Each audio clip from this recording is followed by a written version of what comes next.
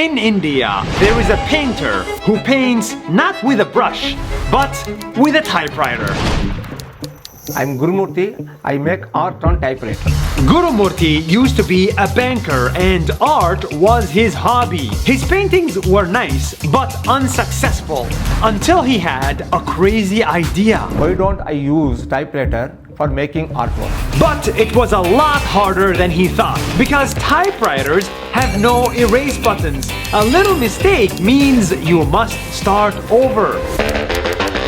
But he continued and he created hundreds of artworks only with a typewriter that people loved. Because of this, he retired from banking and now he is a full-time artist with a typewriter. Gurumurthy is an example. If you want to stand out from the crowd, you gotta do things differently. That's 1 minute. See you tomorrow.